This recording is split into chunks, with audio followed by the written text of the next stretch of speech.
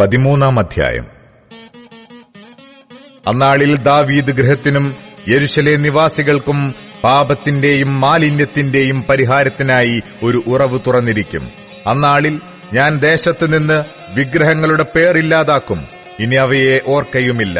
ഞാൻ പ്രവാചകന്മാരെയും മലിനാത്മാവിനെയും ദേശത്തുനിന്ന് നീക്കിക്കളയും എന്ന് യഹോവയുടെ അരുളപ്പാട്.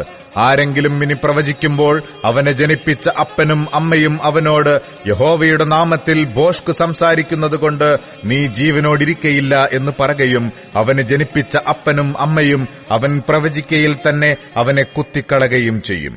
അന്നാളിൽ പ്രവാചകന്മാർ പ്രവചിക്കയിൽ ഓരോരുത്തൻ താന്റെ ദർശനത്തെക്കുറിച്ച് ലജ്ജിക്കും. ലജ്ജിക്കേണ്ടതിന് അവർ രോമമുള്ള മേലങ്കി ധരിക്കയുമില്ല. ഞാൻ പ്രവാചകനല്ല, കൃഷിക്കാരനത്രേ.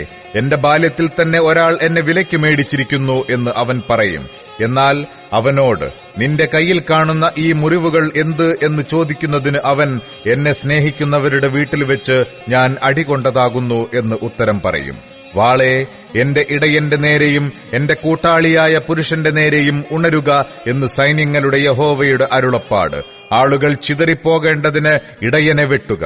ഞാൻ ചെറിയവരുടെ നേരെ കൈതിരിക്കും. എന്നാൽ സർവ്വദേശത്തിനു മുന്നിൽ 2 ഛേദിക്കപ്പെട്ട് പ്രാണനെ വിടും. 1/3 ശേഷിച്ചിരിക്കും എന്ന് യഹോവയുടെ അരുളപ്പാട്. 1/3 ഞാൻ തീയിൽ കൂടി കടത്തി വെള്ളി ഊതിക്കഴിക്കുന്നത് പോലെ അവരെ ഊതിക്കഴിക്കും. പൊന്നു ശോധന കഴിക്കുന്നത് പോലെ അവരെ ശോധന കഴിക്കും. അവർ എന്റെ നാമത്തെ വിളിച്ചപേക്ഷിക്കുകയും ഞാൻ അവർക്ക് ഉത്തരം അരുളുകയും ചെയ്യും. അവർ എന്റെ ജനം എന്നു ഞാൻ പറയും, യഹോവ എന്റെ ദൈവം എന്ന് അവരും പറയും.